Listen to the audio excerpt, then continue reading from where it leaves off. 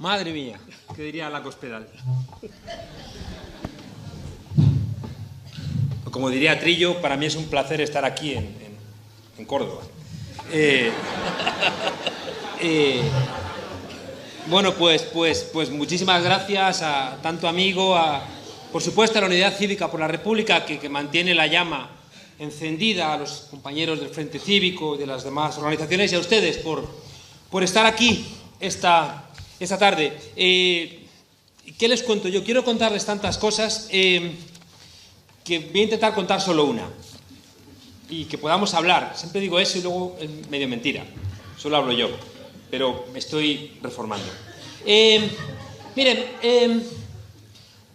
Gorbachov llega en marzo del 85 al poder y llega con dos grandes planteamientos. Uno era la perestroika, que era la reestructuración, porque pensaban que podían salvar el socialismo en la Unión Soviética, o lo que aquello fuera, porque socialismo difícilmente podemos denominarlo.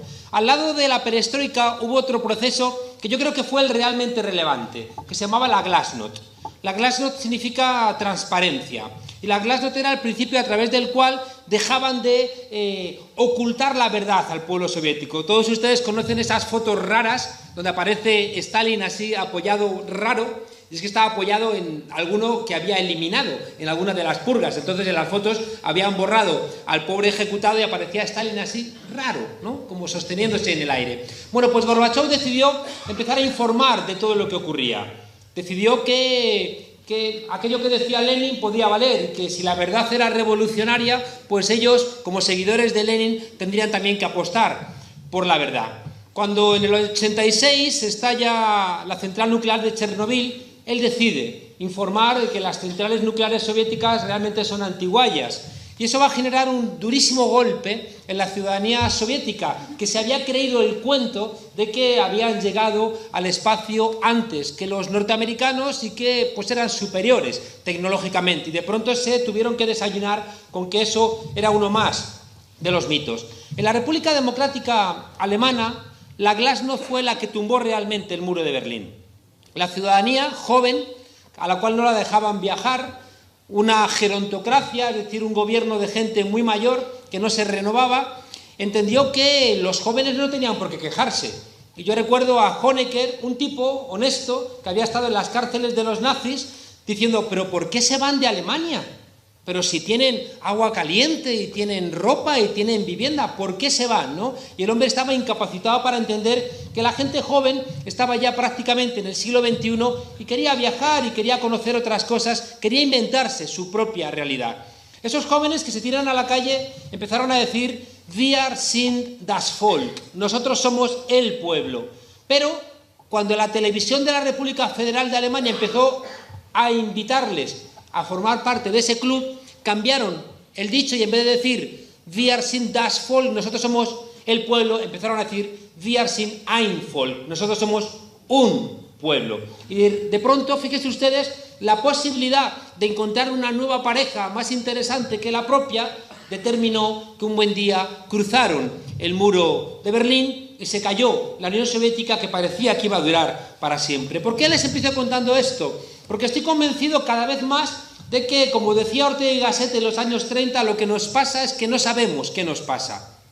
Yo creo que la lista que habéis hecho vosotros de la cantidad de barbaridades diarias termina por desinformarnos de tanta información, termina por anegarnos. O sea, cualquier día, hoy abrimos el periódico y nos enteramos de que Francisco Granados, este tipo senador del Partido Popular, el tipo, fíjense ustedes, al cual le encargaron la comisión de investigación del Tamayazo. Claro, podrán llegar a la conclusión, sin ser detectives, que mucho no prosperó esa comisión. Bueno, nos enteramos que este señor tiene 1,5 millones de euros en Suiza. Claro, yo estuve hace unos meses, ya no me invitan a televisión, ya se me ha terminado el asunto. Lo crean que lo disfruto, porque cuando me invitan a algún sitio, me invitan solamente una vez, y como ya lo sé, pues anchas Castilla, ¿no? Bueno, pues estaba con este señor en un programa y me llamó la atención, por un lado, el color de su piel en invierno, que era ese tono que tiene el cochinillo asado, no se lo tomen a broma, ese color caramelo, decía, si este señor, ¿por qué está tan moreno? Si estamos en noviembre, ¿no? Porque no trabajan y se la pasan pues esquiando por ahí y haciendo esas cosas. Y este tipo, recuerdo que le planteé, dije, mire, me va a perdonar, pero me he leído su biografía y parece que estaba leyendo El Padrino, ¿no? Y el tipo no se enfadaba, ¿no? El tipo como muy, claro, cuando tienes, que se sepa, 1,5 millones de euros en Suiza, pues la verdad es que te da un poco igual casi todo.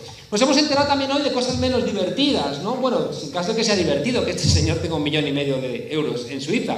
Y es que en las urgencias, en la Comunidad Autónoma de Dolores de Cospedal ha muerto gente en una sala abarrotada donde ya no hay sitio para la gente. Si le sumamos los asesinatos, ¿no?, de Ceuta, es decir, ya son demasiadas cosas que casi cada día nos dejan sin aliento. La pregunta importante es, bueno, y con todo esto, ¿por qué no reaccionamos? ¿Por qué no somos más? ¿Por qué no hay una indignación que realmente termine con este estado de cosas? Y es lo que yo no me canso de repetir y es lo que quiero compartir de alguna manera con ustedes. Yo planteo en el libro, y lo he contado alguna vez, con el caso de Espartaco, que si las cosas no te duelen, tú no vas a cambiar nunca, ¿no? Espartaco, hijo y nieto de esclavos, se va a levantar contra los últimos coletazos de la República Romana. ¿Y cómo es posible que un subordinado decida poner en marcha, ¿no?, su acción frente a un enemigo tan poderoso y entrar en la historia? ¿Cómo es que los esclavos pudieron irrumpir en la historia? Bueno, pues porque cuando sacan de la mina a Espartaco y lo llevan a morir a la arena de los gladiadores, resulta que esa propia decadencia, ¿no?, romana, que pone de moda las peleas de gladiadores, como suelo decir, tienen una alta siniestralidad laboral, ¿no? Resulta que tienen que ir a buscar gente dispuesta a asesinarle en la arena. Y sacan a Espartaco de la mina, pero también hacen una cosa que es la que desencadena la historia, ¿no? Que es que de galeras sacan a un esclavo que se había levantado y en vez de ser crucificado había sido condenado a ir a galeras. Pero la ley impedía que saliera nunca de galeras. Pero como se ponen de moda las peleas y mueren muchos, tienen que buscar allá donde hubiera esclavos para convertirlos en gladiadores. Y Craxio llega a la escuela de gladiadores y allí se va a encontrar con un tipo que tiene madera de líder y un buen día le dice, oye, yo una vez fui libre. Y entonces esa palabra que Espartaco inicialmente ni siquiera entiende va a llevarle a preguntar, ¿libre? Cuéntame más. Que sí, que fuimos libres, que le quitamos los látigos a los señores y vinieron los soldados a matarnos, pero los derrotamos, y vino una legión y también la derrotamos, y vino 2 escuadrones, los derrotamos.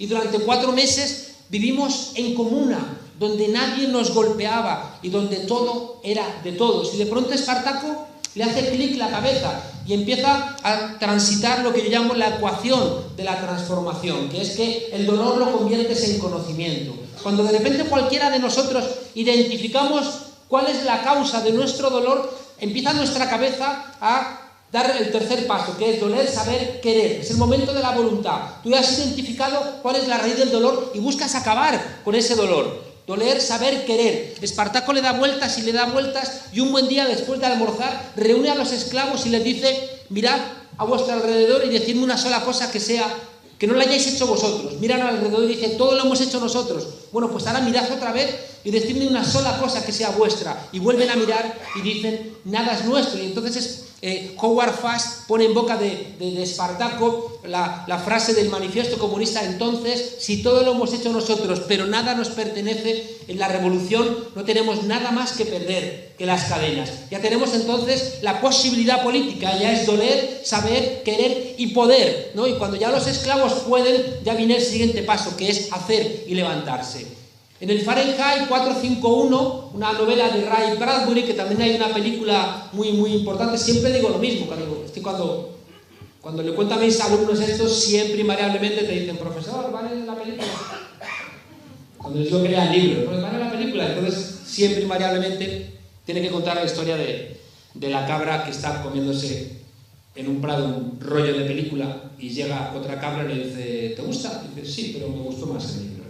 Bueno, en el Fahrenheit 451, en los bomberos del futuro queman libros, lo cual no deja de ser una cosa inquietante, ¿no? Esos bomberos que queman libros porque se los han ordenado y porque les han hecho creer que los libros son negativos para la felicidad, de repente descubren a una señora mayor una biblioteca, le prenden fuego y de repente esa anciana decide echarse a las llamas con sus obras preferidas. Y prefiere morir antes de no tener sus obras preferidas, ¿no? Entonces el bombero de repente, claro, le hace clic la cabeza y de repente esa intranquilidad que tenía, ese dolor, empieza a convertirse en conocimiento. ¿Cómo es posible que esta señora haya preferido inmolarse antes que perder sus libros? ¿Por qué les cuento esto? Les cuento esto porque si no somos capaces de identificar el dolor, si no nos duelen las cosas, no vamos a ningún lado. Y creo que esto es uno de los elementos centrales, ¿no? Vivimos en sociedades saturadas audiovisualmente, donde cada vez es más complicado identificar las causas del dolor que nos acompaña y al final vamos interiorizando lo que nos ocurre como si fuera producto de la naturaleza. Nadie regaña a nadie cuando llueve, pues parece que tampoco al final regañamos a nadie cuando perdemos el trabajo, cuando ejecutamos a inmigrantes, cuando no nos atienden en la seguridad social, cuando no podemos pagar las cuotas en la universidad, es decir, cuando nos echan de nuestro piso, cuando vamos perdiendo el artículo 1 de la Constitución española. Fíjense ustedes que para intentar entender por qué a la gente no le duelen las cosas, lo primero que hay que entender es que tener posiciones críticas no es tan sencillo. Y eso tenemos que entenderlo. No vaya a ser que nos la pasemos regañando en exceso, porque si tú regañas a alguien, es como pegarle a un perro un día después de que se ha comido los cojines, ¿no? El perro no entiende por qué le estás pegando y no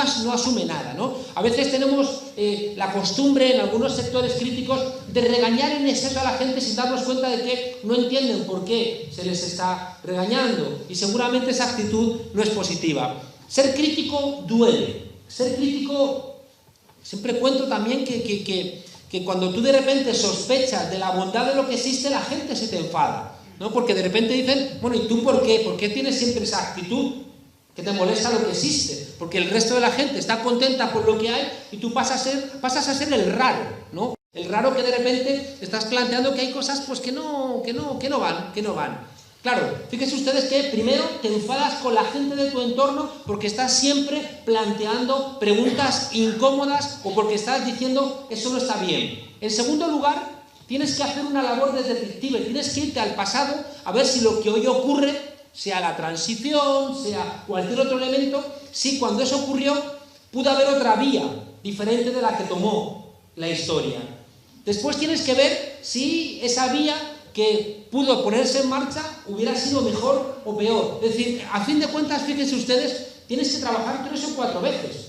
En cambio, si asumes la corriente general, tienes que hacer solamente un trabajo. Que la transición está muy bien. Es lo mejor que nos ha pasado. La Constitución, estupenda. Vamos, yo digo la palabra Constitución y se me ponen los pelos como escarpias, ¿no? Es decir, cualquier tipo de planteamiento que vaya con la corriente principal, no tienes ningún tipo de problema. Pero cuando empiezas a hacer preguntas incómodas, se te complica hasta la vida, ¿no? Bertolt Brecht insistía mucho en eso con sus preguntas incómodas. ¿Qué es robar un banco en comparación con fundarlo, ¿no? Decía Bertolt Brecht. Claro, luego terminas denunciado delante del Comité de Actividades Antiamericanas. Fíjese que también esta actitud crítica tenemos que empezar a ir trasladándola a nuestra propia cotidianidad. Y quiero que hablemos mucho de eso hoy. Es decir, creo que no vale echar balones fuera y pensar que los políticos, los empresarios, por ahí, la gente es muy sinvergüenza, salvo nosotros que somos hermosísimas personas. Creo que me gusta mucho, yo desgraciadamente no soy muy creyente, solo creo en Melibea, como decía Fernando Rojas. Decía que no soy muy creyente, pero creo que la Biblia hay que leerla, ¿no? La Biblia, están ahí las bases de buena parte de nuestro conocimiento.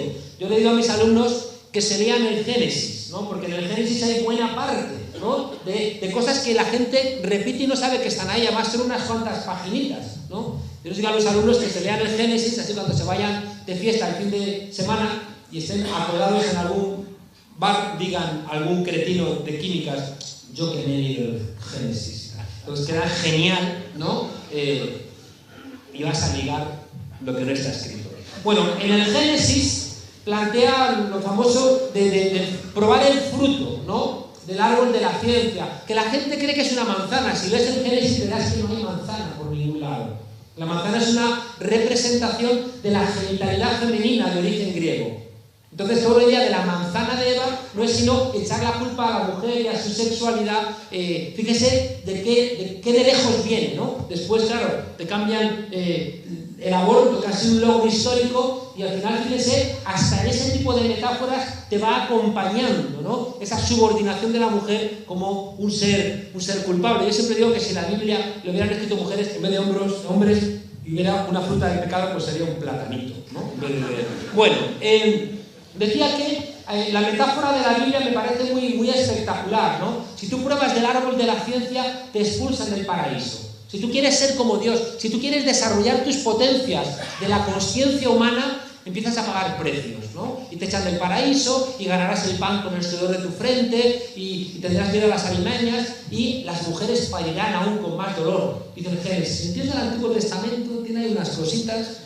En fin, bueno, lo que les iba planteando es que cuando tú haces pensamiento crítico, ¿no? Cuando tú realmente te enfrentas de manera crítica con las cosas, te encuentras con que molestas a mucha gente. Incluso, insisto, en tu propia cotidianidad. Me habrán escuchado mil veces contar, porque lo llevo muy clavado como una herida en mi biografía personal, el día aquel que una novia que yo tenía en la universidad, fui con ella a ver Ghost, ¿no? Y me pareció que era bonito, ¿no? Uno está enamorado juvenilmente y vas con tu pareja a ver Ghost, ¿no? Es un fantasma que viene del pasado, un tío de la muerte y regresa. Y yo estaba viendo Ghost y la verdad es que me estaba aburriendo soberanamente, ¿no? Y estaba ya ahí, para allá. Y un momento dado le dije a la buena de Maite, le dije, oye, si ese tipo atraviesa la pared, porque no se cae al piso de abajo. A lo cual Maite, girando la cabeza, me dijo, tú siempre jodiendo las películas. Bueno, más allá del dolor de mi situación personal, lo que quería trasladarles es que cuando tú asumes posiciones críticas, tienes problemas en todos los ámbitos de tu cotidianidad. En el trabajo, en tu pareja, en la escalera de vecinos, en la universidad, en muchos lugares, ¿no? Y por tanto, fíjense ustedes, tenemos que entender cuáles son las razones que tiene la gente para no asumir posiciones críticas. Yo vengo planteando en todas las charlas y en el propio libro que estamos en un momento histórico muy peculiar. Es verdad que uno lee el Manifiesto Comunista de Marx y Engels de 1848 y ahí están sembrados elementos esenciales de lo que nos está ocurriendo ahora, ¿no? Es muy impresionante leer un texto de 1848 y ver la fuerza predictiva que tenía, pero no porque Marx y Engels fueran una suerte de Rappel, ¿no? o de videntes del siglo XIX, sino porque en ese momento estaba emergiendo el sistema capitalista y lo pudieron ver desnudo, lo pudieron ver cuando estaba realmente emergiendo, mientras que ahora estamos llenos de velos, ¿no? Y nos resulta profundamente complicado en entenderlo. Ellos lo vieron, lo escribieron y por eso es tan importante, ya digo, leer a Marx. Yo no me canso de decir que hay que leer a Marx, pero hay que leerlo con inteligencia, no hay que leerlo como si fuera un catecismo. Hay que recordar a Ludovico Silva, el filósofo venezolano, que decía, si los loros fueran marxistas, serían marxistas ortodoxos, ¿no? No somos loros y por tanto tenemos que leerlo con la inteligencia de la actualidad. Miren, hay una frase de Marx que la hemos repetido en los ámbitos críticos 1000 veces, que está enfrente, ¿no? de la Universidad Humboldt de Berlín, que dice la tesis 11 sobre Feuerbach, ¿no? Los filósofos han interpretado de manera diferente el mundo, solamente han interpretado de manera diferente el mundo, de lo que se trata es de transformarlo, ¿no? Fíjense ustedes que yo estoy convencido de que estamos en un momento histórico en donde tenemos otra vez que interpretar el mundo. Y eso es uno de los elementos, fíjense ustedes, fuertes, que nos explican por qué hay tanta gente que tiene dificultades pese a lo que está ocurriéndonos para encontrar razones para la protesta, ¿no? Porque con las viejas armas, como diría el Che Guevara, con las armas melladas del antiguo pensamiento, es muy difícil que encontremos explicaciones para lo que actualmente nos está pasando. Fíjense que entonces ya les estoy ofertando una primera línea muy clara. Tenemos otra vez que interpretar el mundo. Eso no significa que no tengamos que transformarlo. Claro que tenemos que transformarlo. Pero es que para transformarlo ahora mismo tenemos que volver a interpretarlo. Y les pongo un ejemplo de algo que me ha pasado recientemente, ¿no? Me invitaron a presentar el libro del curso urgente al Festival Eñe. Un apellido así como medio raro, ¿no? Bueno, como yo sabía que no me iban a invitar más veces, me invitaron además a la inauguración con un tipo importante vinculado al Partido Socialista Obrero Español, que es gurú, cenan rico, seguramente de manera abundante, y por las noches tienen visiones, que por la mañana las escriben y les pagan un dineral por eso. Bueno, estamos ahí explicando, yo le contaba que no estaba de acuerdo con su análisis, y yo le decía que estamos en un momento histórico en donde por vez primera el desarrollo tecnológico ya no genera empleo, sino que lo destruye.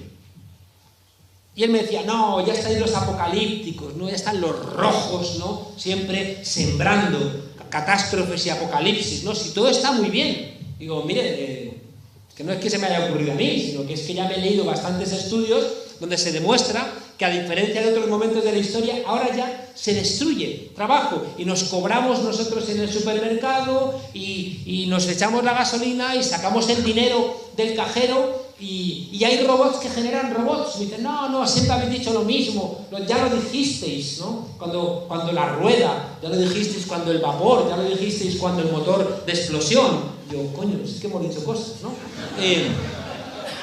Me dice, no estás de acuerdo. Dice, no estoy de acuerdo porque se sigue creando empleo y eso que tú dices no es real. Digo, pues ilumíneme, porque yo no lo veo. Y me dice el tipo, acabo de venir de Massachusetts. Y allí me han contado un ejemplo de un prototipo de vehículo que ha sido probado en el desierto de Nebraska. Y se ha demostrado que hay una autonomía de 70.000 kilómetros sin conductor y sin accidentes. Por lo tanto, no van a hacer falta los taxistas en nuestras ciudades, me dice. Y digo, pues ilumíneme, porque yo sigo sin ver claro lo que me está usted diciendo, ¿no? Y va un buen hombre y me dice, no, porque claro que se genera trabajo. El tipo que ha inventado el prototipo, ese sí que tiene trabajo, ¿no? Pues le voy a invitar yo al gremio de taxistas a que le cuente usted el asunto del bueno del taxista. ¿Saben ustedes qué es lo importante de esto? Lo importante es que este señor, que no es tonto, era consciente de que era verdad, de que estamos en un momento histórico donde ya se destruye empleo de manera neta. Pero si él lo reconoce, la conclusión correcta y honesta que tiene que sacar es que si ya se destruye empleo, tenemos que repartir el empleo que hay. Y que, por tanto, si eres honesto y decente, tienes que estar en contra del alargamiento de la jornada laboral. Tienes que estar, al contrario, a favor de recortar la jornada laboral y de recortar la edad de jubilación, ¿no? Si no, todo lo contrario. Y al mismo tiempo, si eres honesto y entiendes que ya no hay trabajo en las condiciones del siglo XX para todo el mundo, tendremos que empezar a pensar si es justo que la condición de ciudadanos y de ciudadanas la tengamos a través de nuestra condición laboral, o tenemos que obtenerla, por ejemplo, a través de una renta básica que nos sea otorgada por el simple hecho de ser ciudadanos. ¿Y saben cuál es el problema? Que si tú dices esto, si tú dices que hay que repartir el trabajo, acortar la jornada laboral y reducir la edad de jubilación, no te invitan a Massachusetts. Y ya, por mucho que cene rico y tenga grandes visiones, no te las van a financiar. Miren, he descubierto, no he descubierto, sino que he tenido la fortuna de vivir los últimos coletazos neoliberales en América Latina, ¿no? No es que hayan salido, ¿no? Siguen teniendo 1000 problemas, siguen teniendo 1000 dificultades y siguen siendo asediados por los que no consienten nunca perder el poder. Pero fíjense ustedes en estos coletazos en Ecuador, en Bolivia, en Brasil, en Venezuela, me di cuenta de que había dos elementos muy importantes para que superar el modelo neoliberal fuera algo posible. En primer lugar, te tenía que doler tu pueblo, te tenía que doler la situación de tu país. Por eso empezaba contándoles que si no somos capaces de construir un relato de las cosas, donde a la gente le resulte intolerable tanta impunidad de los canallas y tanta perplejidad de la gente decente, si no somos capaces de construir eso, no hay cambio posible. Porque esa transición de doler, saber, querer, poder y hacer, no la vamos a caminar. Y en segundo lugar, me di cuenta de que toda la gente que tenía la voluntad, primero, de asumir que le dolía la situación de su país, en segundo lugar, le echó mucho coraje, mucha audacia, mucho valor. Es decir, que tuvieron la valentía de entender que no estaban dispuestos a convivir más con ese dolor y que, por tanto, les merecía la pena jugársela para conseguir las transformaciones. Y fíjense, ahí aparece un elemento que ya nos tiene que orientar a nosotros. Tenemos que empezar a ser profundamente desobedientes.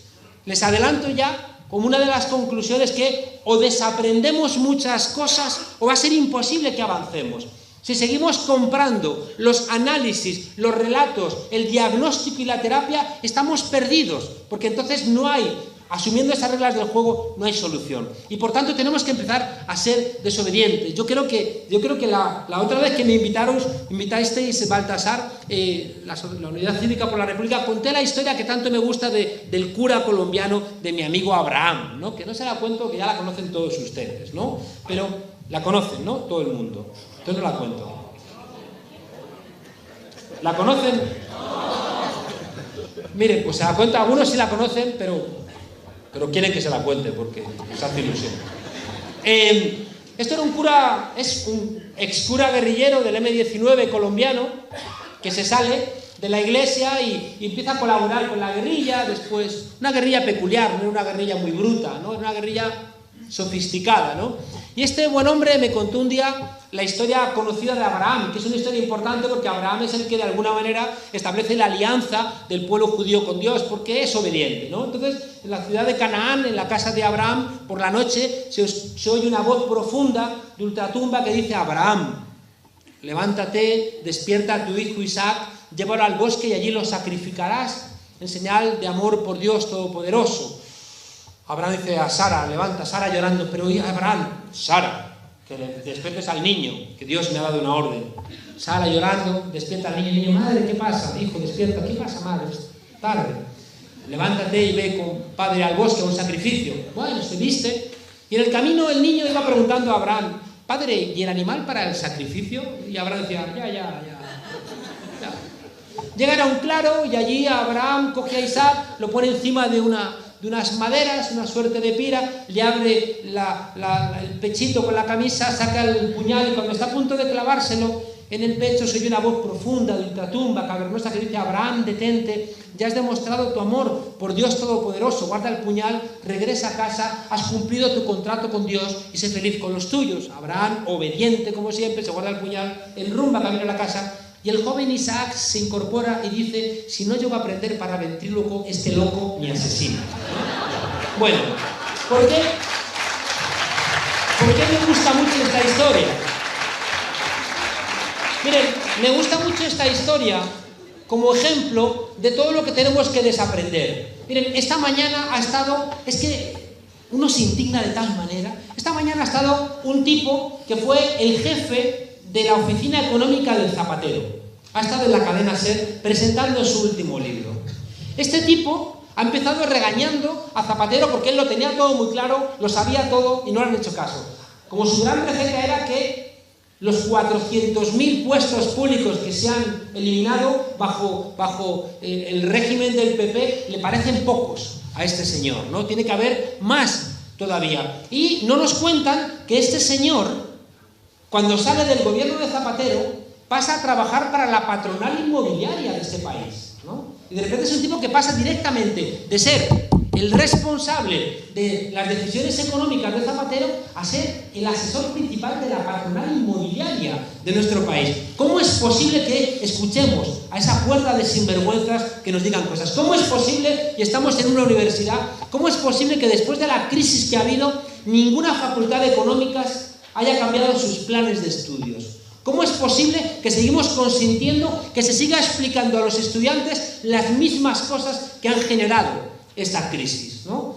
¿Qué ocurre? Pues ocurre lo que decía Ortega y Gasset, que lo que nos pasa es que no sabemos qué nos pasa. Bueno, por ir yendo al corazón de lo que quería compartir con ustedes, miren, tenemos tres grandes tareas. tres grandes grupos de gente contra los que tenemos que enfilar nuestra capacidad de análisis y nuestra capacidad de lucha y de convencimiento. El primero es el más sencillo, porque es luchar contra los malos. Estamos en un mundo donde yo digo que los canallas están envalentonados y la gente decente está perpleja.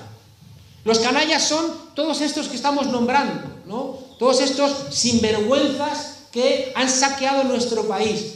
Estos canallas que, como siempre digo, cada vez que Dolores de Cospedal, en frase del Roto, ¿no? Cada vez que Dolores de Cospedal dice que le bajen el sueldo a su marido, se lo sube, ¿no?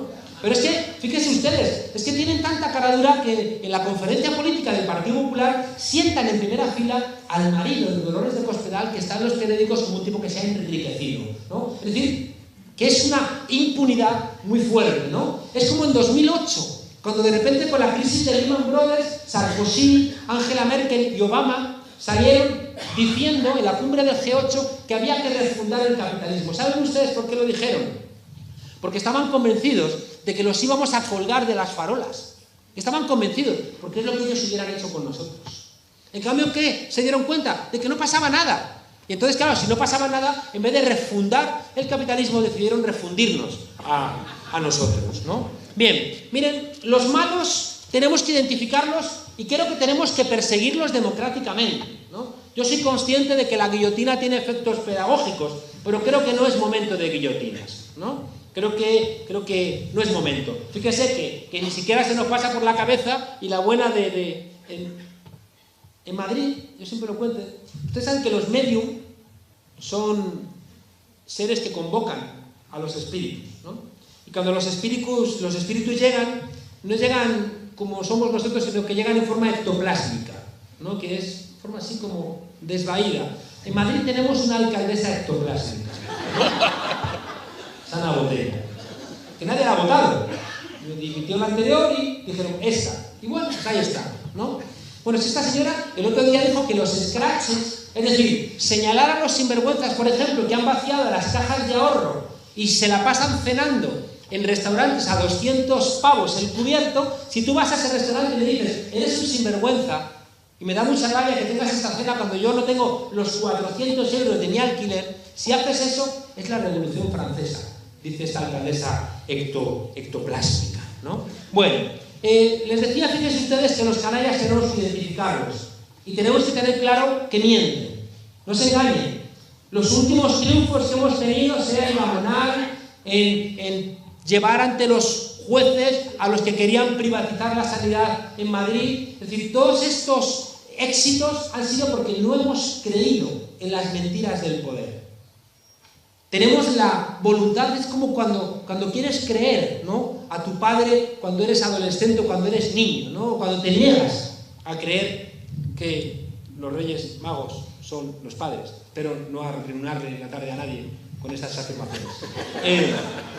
Uno parece como que se niega en primer momento a creer este tipo de cuestiones, ¿no? Y parece que tenemos miedo a pensar que estos tipos nos mienten. Señoras y señores, nos están mintiendo. Fabra, el tipo este sinvergüenza, por Dios, es que resulta que al final, como Al Capone, hemos sido capaces de demostrarle y caerle 4 años de cárcel, pero por delitos fiscales.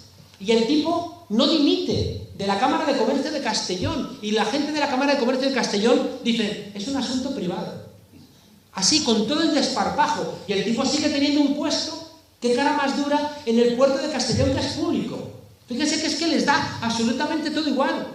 Resulta que David Fernández le dice a un gángster en sede parlamentaria catalana, representando a millones de españoles, especialmente a la gente robada por las preferentes. Entonces David Fernández de las CUP le dice a rato, usted es un gángster, y le enseña una sandalia, y al día siguiente todos estos periódicos bien pensantes y todas las empresas de medios de comunicación diciendo, ha faltado a la dignidad parlamentaria, eso es no haber entendido realmente la norma de la política democrática, etc. En cambio, cuando la sinvergüenza del otro dijo en sede parlamentaria a 6 millones de parados que se jodan, lo que salió diciendo toda esta misma prensa fue, no hay que sacar las cosas de contexto, hay que entenderlo, realmente no quería decir eso. etcétera. Es decir, la doble vara de medir es insultante. Rafael Hernando, el portavoz adjunto del PP, el otro día diciendo que los que están buscando a su padre en las fosas comunes porque fueron asesinados por defender la democracia, dijo Rafael Hernando, solo se mueven por las subvenciones. Madre mía, si alguien hubiera dicho lo mismo de la Asociación de Víctimas del Terrorismo, ¿no? Entonces, fíjense ustedes, hay unos malos, hay unos canallas, hay unos sinvergüenzas que forman parte de ese 10% que se está quedando con el dinero de todos nosotros y de todas nosotras.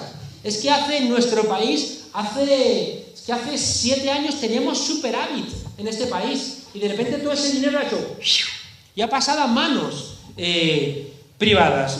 Es decir, fíjense ustedes, no vamos a discutirlo, además quiero avanzar, no vamos a discutir si esa gente son de derechas o no son de derechas, porque cada vez tengo más claro que hay algunos conceptos que nos cuesta trabajo clarificar y llevar a ponernos de acuerdo, ¿no? Es mucho más fácil ser de izquierdas en el pasado que en el presente, ¿no?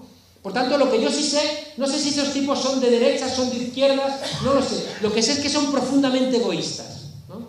Y que realmente no funcionan con el comportamiento ese de la decencia de que lo que no quieren para sí, no lo quieren tampoco para los demás. Bueno, el segundo, y ese grupo, fíjense ustedes, lo estoy repitiendo mucho, ese grupo de los canallas quieren regresar a España, a la España de los santos inocentes. Y cada vez lo veo con más claridad.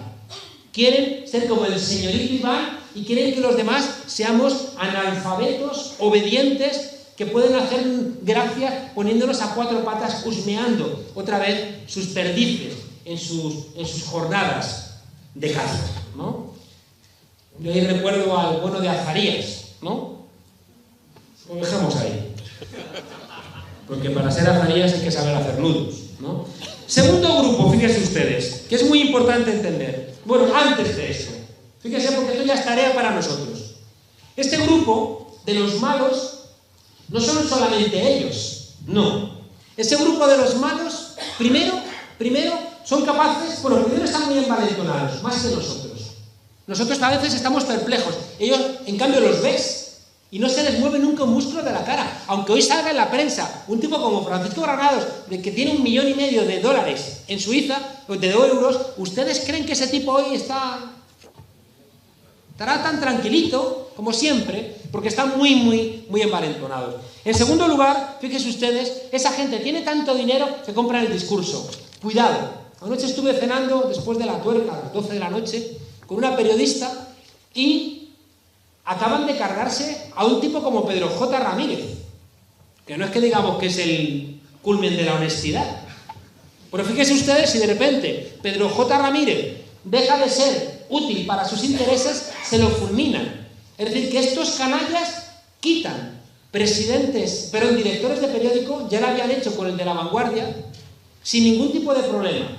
Y nosotros seguimos creyendo que los medios de comunicación son realmente lugares donde nos cuentan lo que pasa en el mundo. ¡Qué mentira!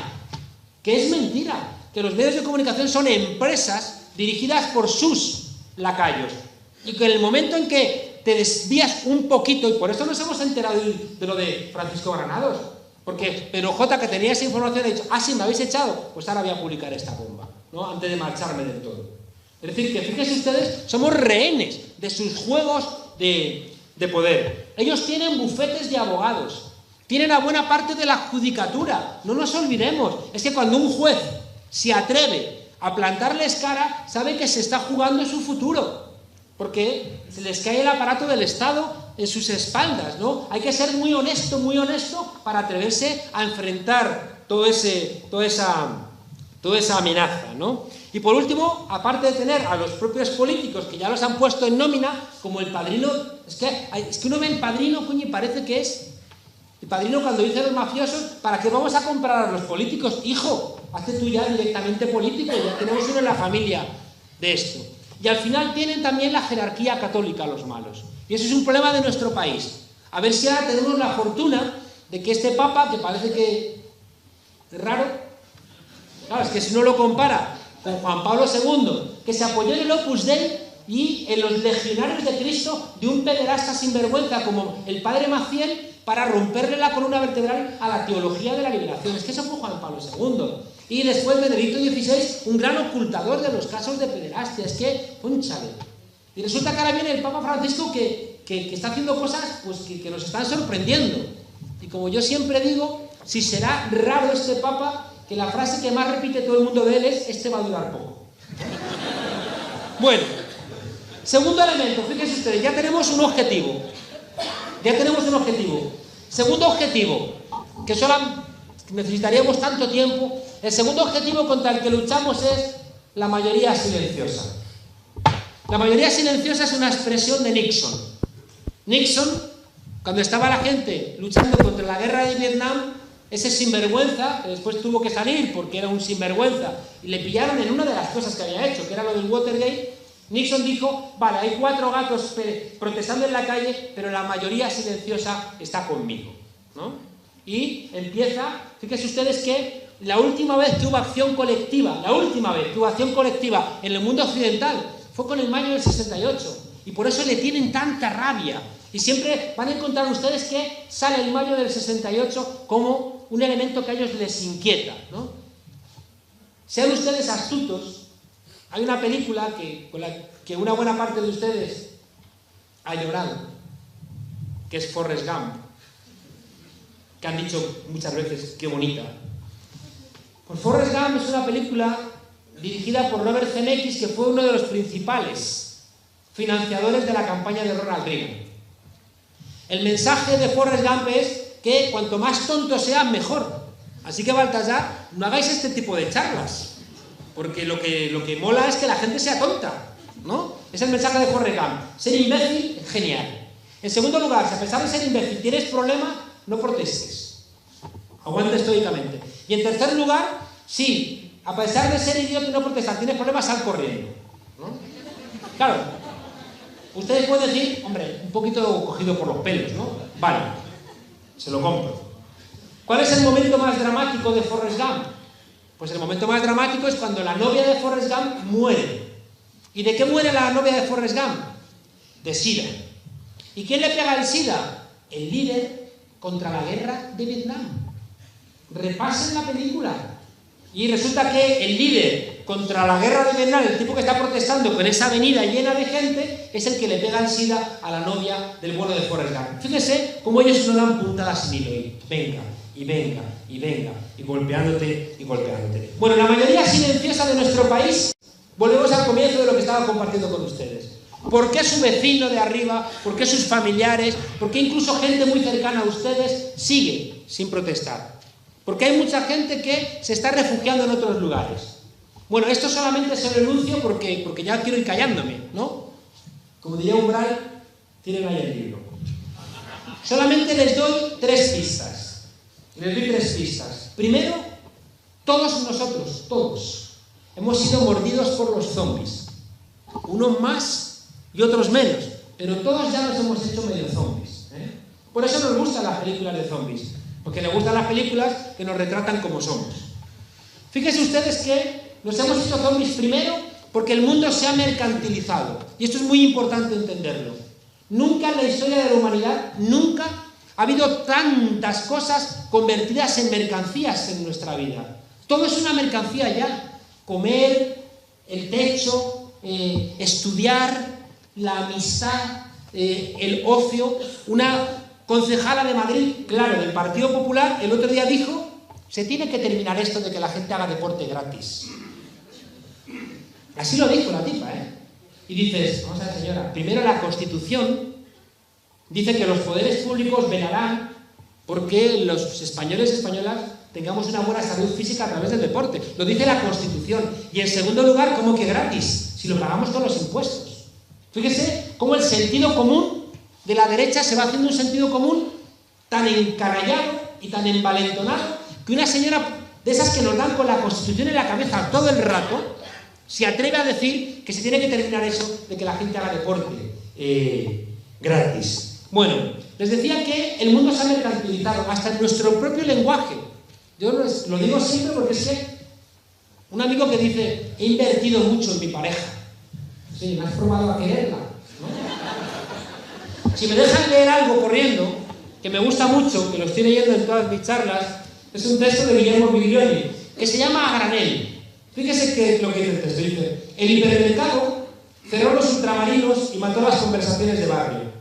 El autoservicio dejó las compras sin balanza y sin palabras.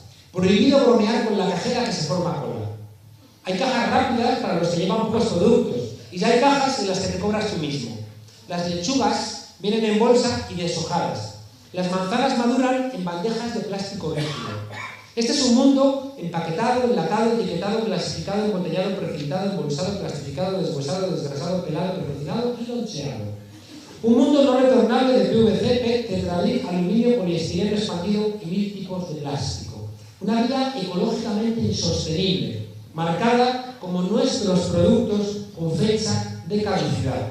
El progreso es aséptico, escrupuloso, exacto y desapasionado. Yo prefiero vivir a granel, comprar al corte, que vuelvan las hueveras y el vermú de barril, los mercados y los mercadillos, conocer a quien regó los tomates, rellenar los sifones y devolver los cascos. Comprar lento, charlar y perder el tiempo.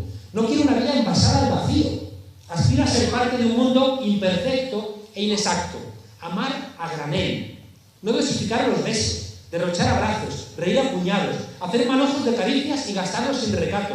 No dar las gracias ni pedir perdón con cuentagotas. No poner etiquetas. Gastar la amistad a raudales. Soñar sin rigor y sin medida.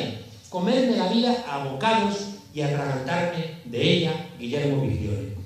Fíjense que este texto, para mí tan hermoso, lo que nos está diciendo es que en toda nuestra vida cotidiana todo se ha intermediado. Todos son mercancías, todos son alguien que te hace una tarea que supuestamente te facilita la vida, pero que te mercantiliza la propia existencia. Y por eso me gusta tanto la frase de Jameson que dice que para cualquiera de nosotros es más fácil pensar el fin del mundo que el fin del capitalismo.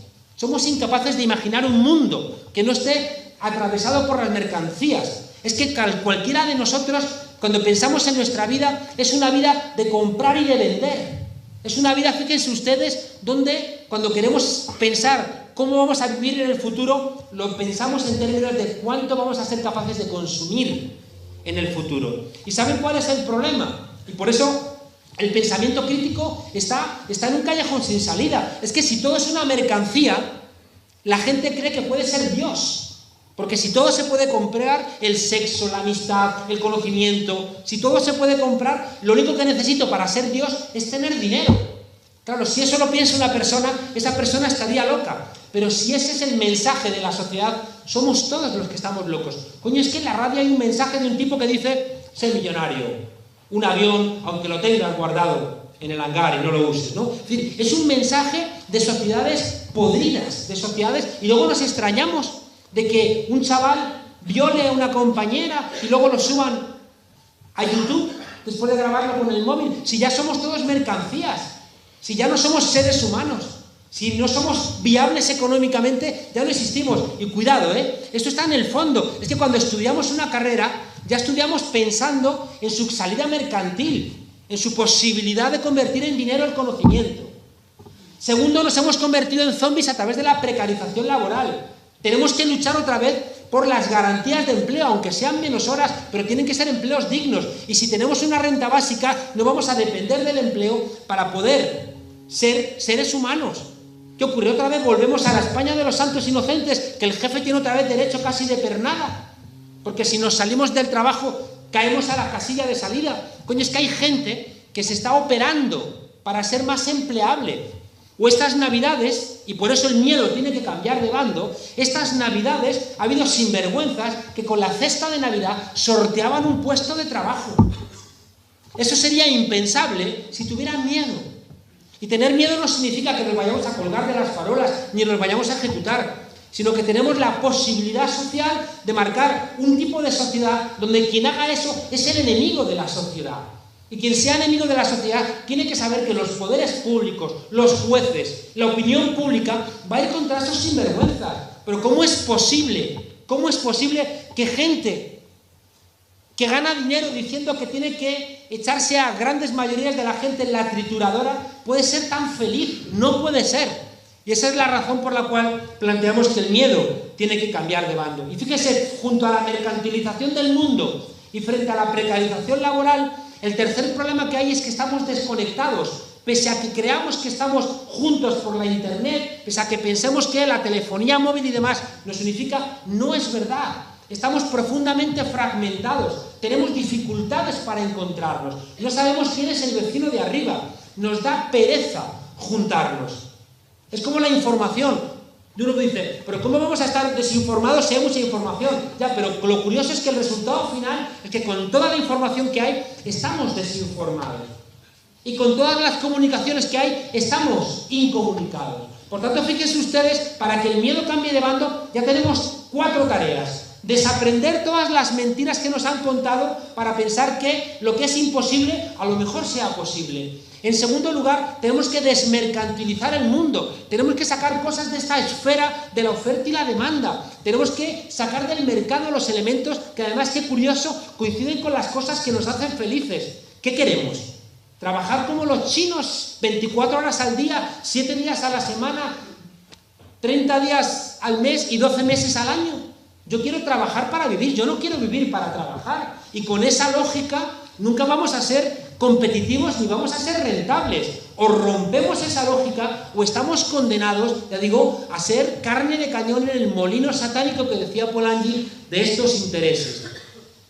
Desaprender, desmercantilizar, dignificar el trabajo y, por último, ya digo, reconectarnos. ¿Saben por qué? Porque el modelo neoliberal, esa palabra que repetimos tanto y no sabemos muy bien qué significa, tenemos que definirla.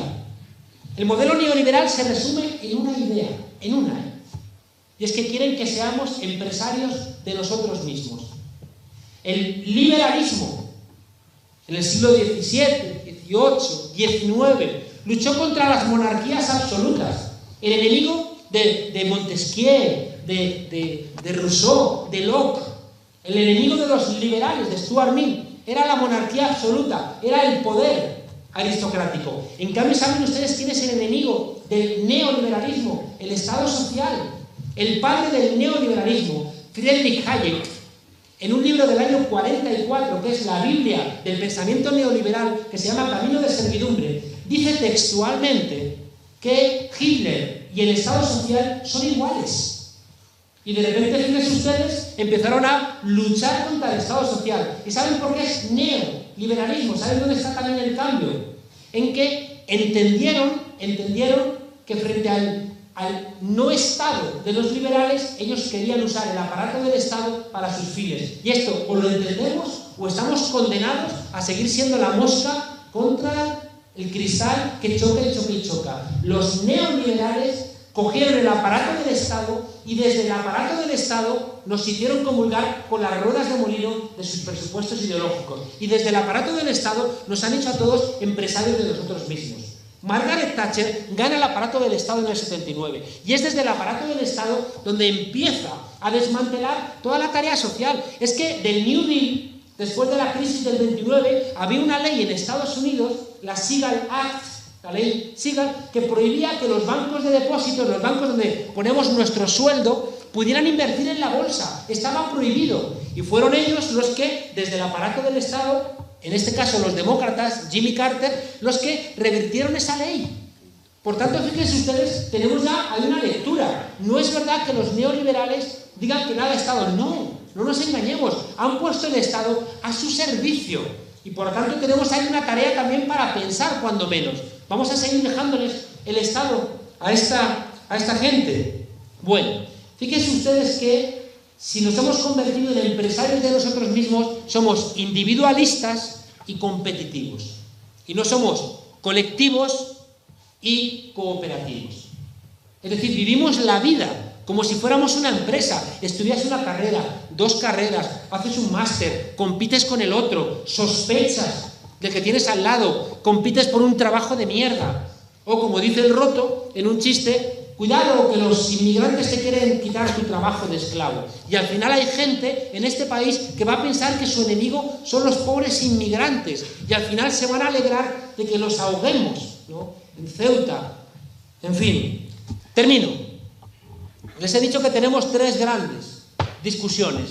Una es contra los malos objetivos, que es fácil de identificar y que no hay que creerles. 2, contra una mayoría silenciosa que ha comprado el sentido común de la época, que ha creído, fíjense ustedes, que es verdad que somos egoístas por naturaleza. Leía hace poco en un libro muy bonito cómo somos los animales que tenemos la esclerótica más grande de la naturaleza. Es decir, la parte blanca del ojo la tenemos más amplia que cualquier otro animal. ¿Saben por qué? Porque nos basta simplemente cruzar la mirada para entendernos. Los chimpancés, que son nuestros antepasados más inmediatos, tienen prácticamente el ojo oscuro. Y los chimpancés señalan, pero señalan como si fueran así muy de pueblo, hacen así, con toda la cabeza, ¿no? En cambio, los niños, en su proceso de socialización, los niños entienden solamente con un cruce de mirada. Somos animales sociales. Vemos a alguien triste y nos entristecemos. Vemos a alguien alegre y nos alegramos. Bosteza a alguien y bostezamos. Es decir, somos animales sociales y nos han metido en la cabeza que no, que esto es una guerra de todos contra todos, que tenemos que competir, que si no somos competitivos somos seres humanos deficientes y hemos comprado ese jodido discurso de lucha de todos contra todos que para lo único que sirve es para justificar la lucha en el mercado y para que al final estemos solos y fragmentados, porque cuando estamos solos somos rehenes de trabajar para ellos con lo que nos ofrezcan y por eso les sobran los sindicatos. Y les sobra cualquier tipo de organización, y les sobra cualquier tipo de ayuda mutua. Bueno, esta mayoría silenciosa, fíjense, de nuestro país, está ahí. Y son los que hacen que el periódico más leído de nuestro país siga siendo el Marca. Y que la cadena más vista sea Telecinco. Y que el libro de memorias filosóficas más leído sean las memorias de Belén Esteban. Ese es el país que tenemos. Fíjense ustedes que podemos hacer dos cosas: regañar a esa gente y echarles la bronca, o intentar entender bien lo que nos está pasando para compartirles el argumento o el diagnóstico con ellos y ellas, para que ellas también saquen su propia terapia. Cuidado con esto, casi para terminar. Si estamos luchando contra un sentido común imperante, de que somos egoístas, de que esto es una lucha de todos contra todos, de que lo privado es mejor que lo público, de que todo lo político es malo. Si estamos luchando contra un sentido común que refuerza lo más reaccionario de nuestras sociedades, a un sentido común no lo vences ni con raciocinio y mucho menos con regaños. Y ahí aparece uno de los elementos que está en el libro y que yo he aprendido de América Latina y que saben ustedes quién lo ha demostrado: los neurofisiólogos. Hay un libro hermosísimo de Antonio Damasio, que seguramente es el neurobiólogo más importante del mundo, que se llama El error de Descartes. Descartes dijo: pienso, luego existo. Y resulta que han demostrado que no es así, que es siento y pienso, luego existo. Pero primero siento. Es que nuestro cerebro primitivo opera antes que nuestro cerebro más desarrollado. Y que por tanto, si tenemos que luchar contra las emociones del mundo capitalista, que te dice que todo está a tu alcance, que esto es una fiesta, que si te portas bien, te tocarán las felicidades de este mundo de emperadores. Si queremos luchar contra eso, ¿qué es? Regañándoles, siendo los sembradores de pasiones tristes, echando la bronca constantemente. No, tenemos que intentar emocionar. Y para emocionar, y aparece por eso al comienzo lo que les contaba de la Glasnost, para emocionar tenemos que ir construyendo la posibilidad de una alternativa que sea real y que sea más hermosa que lo que existe ahora mismo. Y por eso, fíjense ustedes, tenemos una tarea en el mundo de las ideas. Tenemos una pelea importantísima en el mundo del relato. Por eso tenemos que de alguna manera convertirnos todos en una suerte de poetas, ¿no? En Twitter escribía uno ahí como diciendo: ¿Monedero va a hablar de política o va a hablar de poesía? ¿No? Decía uno ahí como diciendo: estamos cansados, no queremos lucha de clases tradicional. ¿Con quién? ¿Con los obreros que votan a Le Pen? ¿Con quién queremos la lucha de clases? ¿Con los más jodidos que al final terminan apoyando a las posiciones de extrema derecha que van a nutrir a UPyD o ese tipo de cuestiones? ¿O tenemos que hacer previamente una tarea para explicar a toda esa gente que no pueden ser rehenes de sus propios verdugos? Y eso, fíjense ustedes, esta pelea contra ese sentido común que nos invita a emocionarnos otra vez, que nos invita a recuperar el apoyo de los que leen el mundo de manera diferente, sin hacernos comulgar con ruedas de molino. Las personas que son capaces, ¿no?, de emparentarnos con cuestiones que de repente iluminen nuestro corazón y nuestra alma de otra manera. Todo esto nos lleva necesariamente a la tercera gran pelea, que solamente la menciono porque ya no quedará ni tiempo, ¿no? Que me queda tiempo, ya me callo.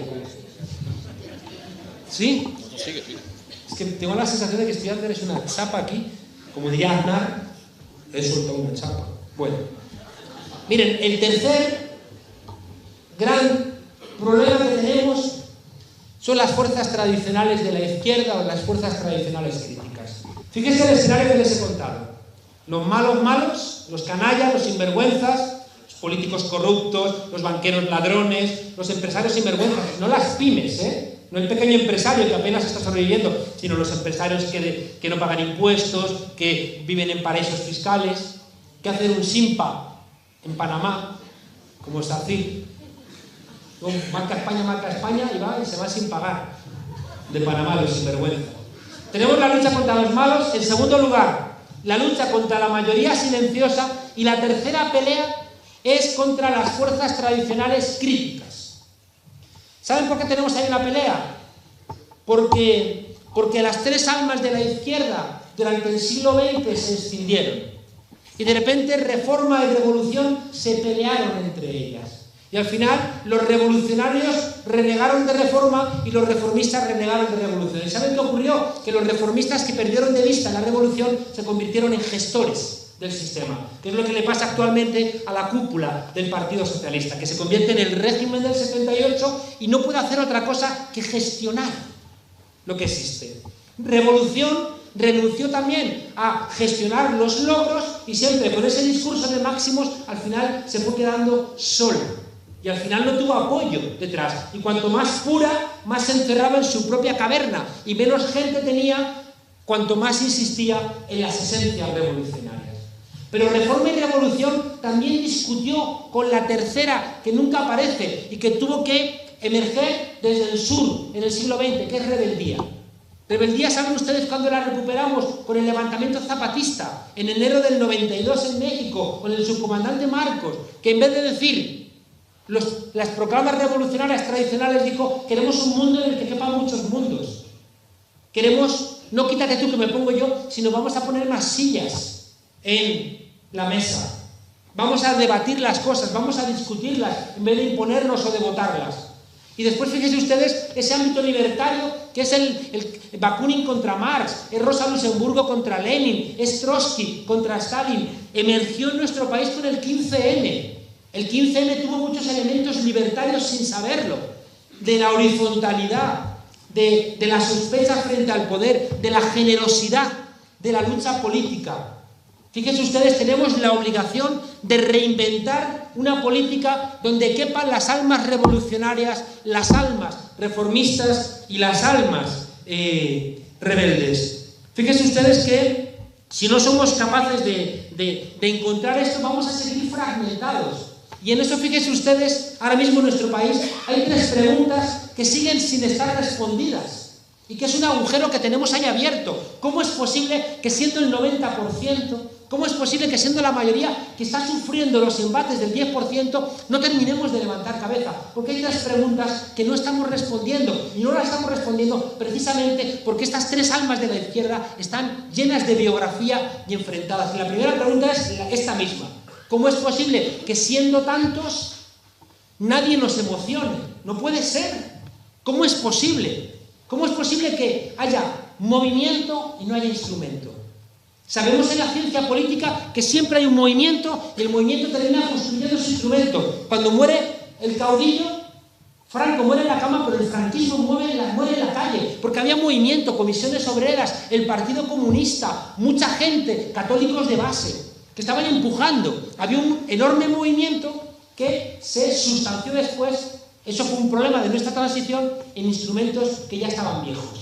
Todo ese movimiento, en el año 79, cuando el Partido Comunista y el Partido Socialista ganan las elecciones municipales, ¿de dónde se nutren? De los movimientos sociales. Y les chupan toda la dirigencia social.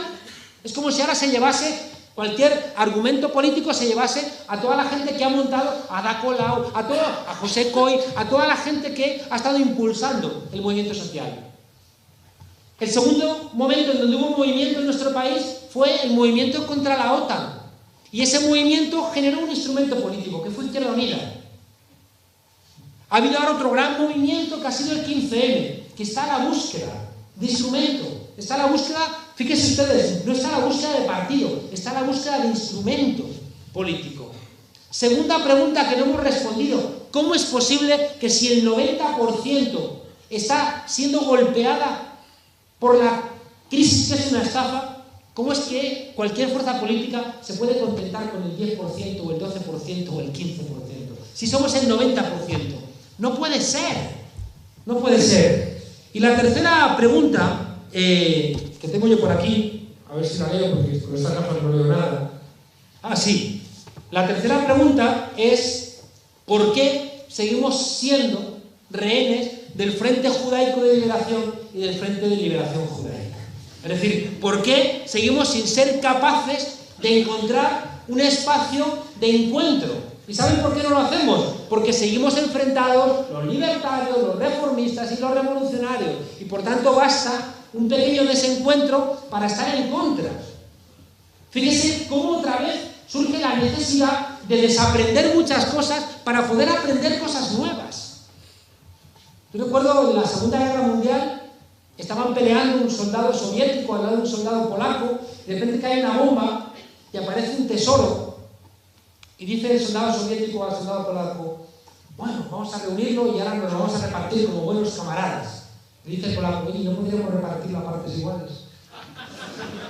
Bueno, pues ese chiste de la época, ¿no? de la influencia soviética en los países satélites, nos tiene que servir para entender que tenemos que desaprender también muchos de los elementos de lo que significa el reformismo, de lo que significa la revolución, de lo que significa el elemento libertario para poder avanzar. Bueno, termino planteándoles que fíjense ustedes cuánta tarea les he contado.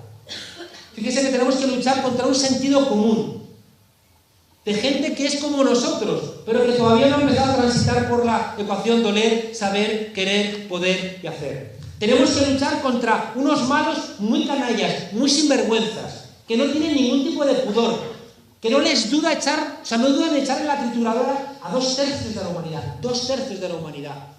Fíjese qué vergüenza las expresiones del ministro del Interior y del responsable de la Guardia Civil respecto, ¿no?, de esos tipos que les dispararon para que se ahogaran. Y uno dice, claro, pero si nos están disparando también a los de aquí con balas de goma, ¿qué problema van a tener en disparar a unos pobres diablos que no tienen ni patria, que son subsaharianos, ¿no? No tienen ni país que los reciba? Tenemos que luchar, ya digo, contra unos malos que además tienen los medios de comunicación, que tienen el dinero, que tienen las universidades, que tienen la diplomacia, que tienen las relaciones exteriores. Tenemos que luchar contra la propia fragmentación de los instrumentos populares para crear la transformación, que están fragmentados en una miriada de pequeños grupos, algunos de ellos encantados de conocerse, otros encerrados en su ideología cerrada. Es mucha tarea, qué duda cabe, ¿no? Pero fíjense ustedes, nos situamos, como siempre me gusta decir, en el pesimismo esperanzado o en el optimismo trágico, que decía también Valle Inclán. Somos pesimistas por todo esto que les estoy contando. A mí no me gustan los análisis demasiado hermosos que al final, cuando termina el subidón de la adrenalina del discurso, nos enfrentamos a la realidad y decimos, coño, no, esto está muy difícil. Me parece que es mucho más honesto entender que no es sencillo, que realmente hay muchas dificultades por todo esto que les estoy diciendo. Porque hace 40 años, en los años 70, la izquierda hizo el diagnóstico correcto. Había una crisis que demostraba que era incompatible el desarrollo capitalista y la democracia. Y lo demostró Habermas, y lo demostró Klaus Hofe, y lo demostró James O'Connor. Y hablaron, saben ustedes, a partir del año 73, de una crisis de legitimidad de nuestras democracias. Crisis de legitimidad. ¿Y saben cuál fue el problema? Que vino la derecha y nos compró el diagnóstico de la crisis, porque no son tontos. son conscientes de los problemas. Dijeron, vale, vamos a comparar el diagnóstico de la crisis, pero vamos a envolverlo de manera diferente. Y fueron y nos dijeron, mira, el problema no es que sea una crisis de legitimidad, es una crisis. Pero ¿sabes de qué es la crisis? Y se inventaron un palabra, de gobernabilidad. De ahí nace la palabra, de Huntington. Y dijeron que si la crisis es de legitimidad, son los gobiernos los ilegítimos. Pero si la crisis es de gobernabilidad, es la gente la que está jodiendo. Y por tanto, dicen textualmente estos tipos, dicen, claro, es que ahora como la gente ha estudiado, reclama mucho. Pero lo dicen así, Huntington. Y el tipo dice, hay que rebajar las pretensiones de la gente. El Estado se está sobrecargando, hay que rebajar las pretensiones. Y hacen una serie de planteamientos en el año 75 que se han cumplido todos. Hay que identificar a los partidos políticos con los líderes y no con las bases. Hay que financiar pública y privadamente para que los partidos no dependan de las cuotas de los militantes. Hay que convertir los parlamentos en órganos de discusión técnica, que hagan leyes y decretos y que no hablen de política. Hay que controlar los medios de comunicación para que no pase otro Watergate ni otra derrota de Vietnam, porque la gente ve en la televisión, en los telediarios, los féretros envueltos en la bandera norteamericana de los jóvenes muertos por la locura asesina de Vietnam. Tenemos que crear una internacional para convencer a la gente comprando profesores, revistas, universidades, traducciones. Hay que cambiar el sentido común de la gente. Lo dicen en el año 75. No han cumplido al 100%. Por eso tenemos que ser pesimistas, porque si no somos pesimistas no nos damos cuenta de esa barbaridad. Y encima, fíjense ustedes, encima en un momento de crisis donde, como decía Gramsci, lo viejo no termina de marcharse y lo nuevo no termina de llegar. En un momento en donde se nos están moviendo las cosas, donde los elementos que nos daban certeza ya no están. Si es que el mundo del trabajo era el que daba certeza a la izquierda, y hoy un trabajo no dura ni 2 años en Europa de media. Y por tanto, ¿dónde encontramos las certezas? Estamos sin pistas, y cuando uno está sin pistas está despistado, claro. Y encima, fíjense ustedes, en nuestro país todo esto se agrava, porque el corazón de la defensa de la democracia en Europa aquí no existe. Y eso lo sabe muy bien la Unidad Cívica por la República. ¿Saben por qué? Eso me di cuenta yo estando estudiando en Alemania. Me di cuenta de que allí, en los días nacionales, héroes eran los de la resistencia. Y resulta que en mi país no. Resulta que el corazón de la democracia, que está trasladado a la Constitución francesa del 46, a la Constitución italiana del 48, a la Constitución alemana del 49, era el antifascismo. Los artículos más poderosamente democráticos de todo el constitucionalismo europeo de posguerra lo pusieron los antifascistas. Y resulta que en España ser antifascista es ser de una tribu urbana. Mientras que en Europa son los tipos ensalzados, condecorados, placas a la gente de la resistencia en todos los lugares de Europa, en todos. Y aquí se inaugura un monumento en la Complutense y al día siguiente a las unidades internacionales y al día siguiente está mancillado. El otro día, con esto ya termino de verdad, el otro día me contaban una historia Antonio Nieves, un viejito, se murió hace muy poquito. Resulta que en León, en la base aérea, octubre del 34, le obligan a él y a otro soldado a cargar en un avión bombas para ir a reprimir a Asturias. Ellos dicen que no lo hacen. Ellos son del pueblo y que no lo hacen.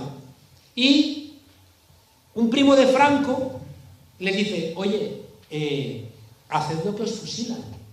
Haced lo que os fusilan. Nicolás. Entonces, vamos a cargar, en vez de bombas, piedras, las tiramos y no pasa nada, ¿no? O cargamos bombas, plantearon, y las tiramos en un monte, que es lo que al final hicieron. Les pillaron.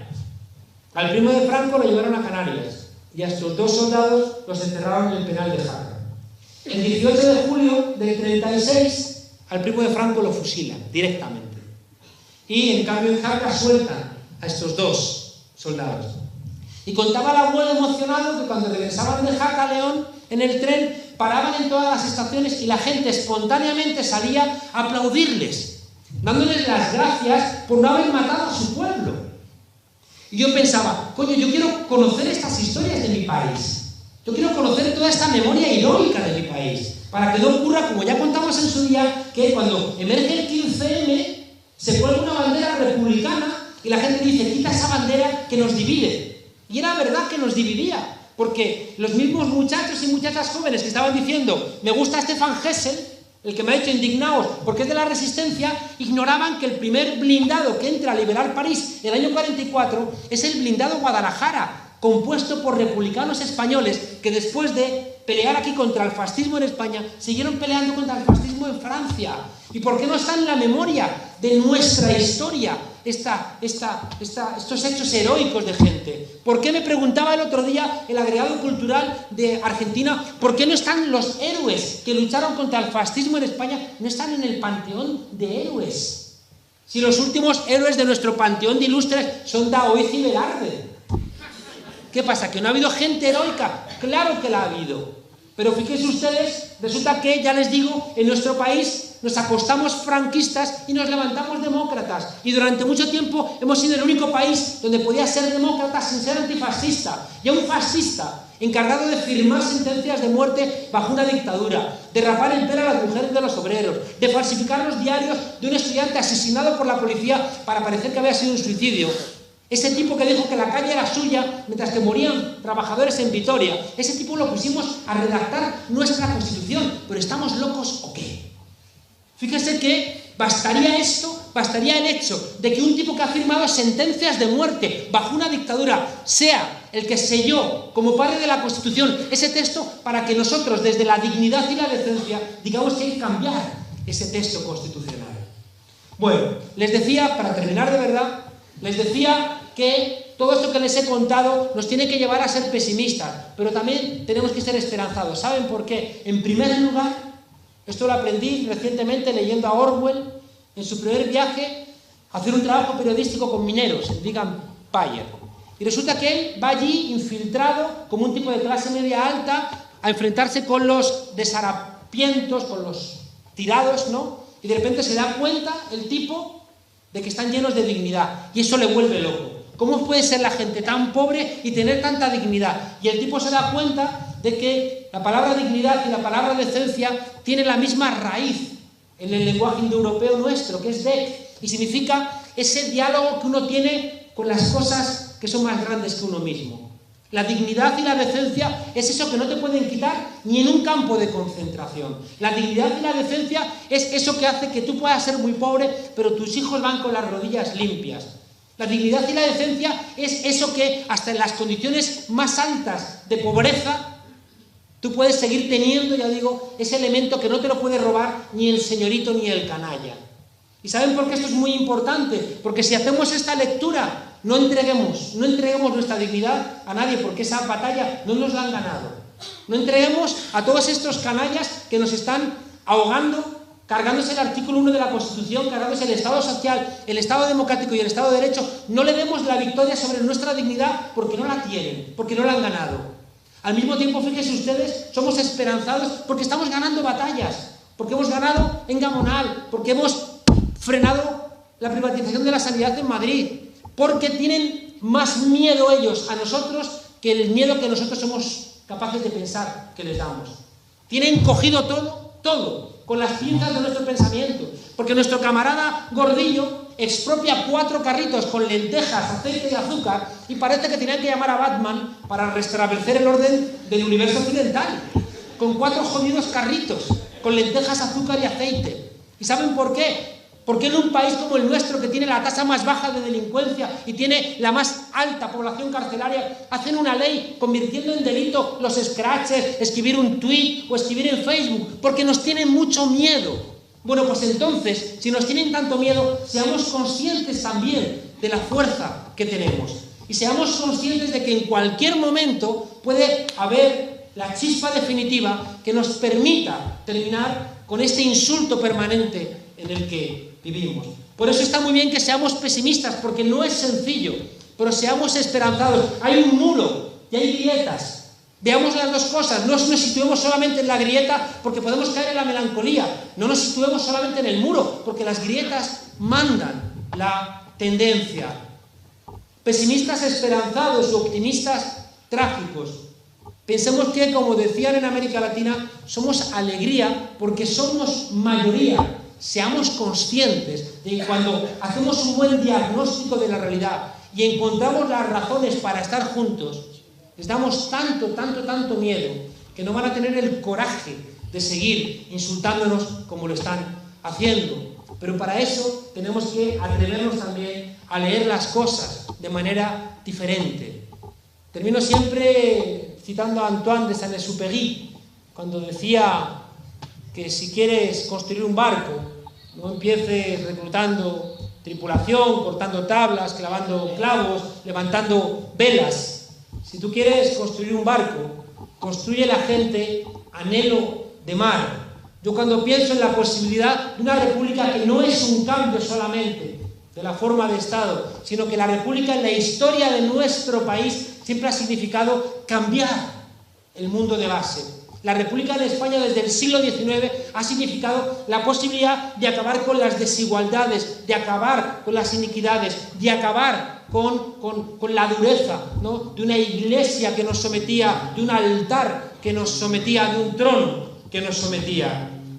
Fíjense ustedes que la república, cuando la pensemos en estos términos, nos va a traer al primer plano la frase importante de Franco, que decía: en el siglo XIX no hay nada que aprender del siglo XIX, hay que borrarlo de nuestra historia. Si Franco quería borrar el siglo XIX, es porque el siglo XIX estuvo lleno de un pueblo rebelde que fue capaz de echar a los Borbones, que fue capaz de estar constantemente levantista, que fue capaz de construir su propio relato y avanzar a lo largo del siglo desde el vivan las caenas hasta ser capaces, ya digo, de echar a la monarquía o de plantarse para no seguir teniendo comportamientos coloniales. Si a ellos les sobra el siglo XIX es porque ahí había república. Si a ellos les ha sobrado la Segunda República es porque la república va mucho más allá, ya digo, de una simple cuestión política, administrativa, de gestión de las cosas públicas. Significa, ya digo, un elemento que implica tomar por vez primera las riendas de nuestra propia vida. Dejar de ser infantes, los que no fonan. Dejar de seguir reclamando la tarea de los adultos para que hablen por nosotros. Ser capaces de construir en nuestras cabezas anhelo de mar. Y ojalá yo les haya ayudado a tener un poquito de anhelo de mar esta noche. Muchas gracias.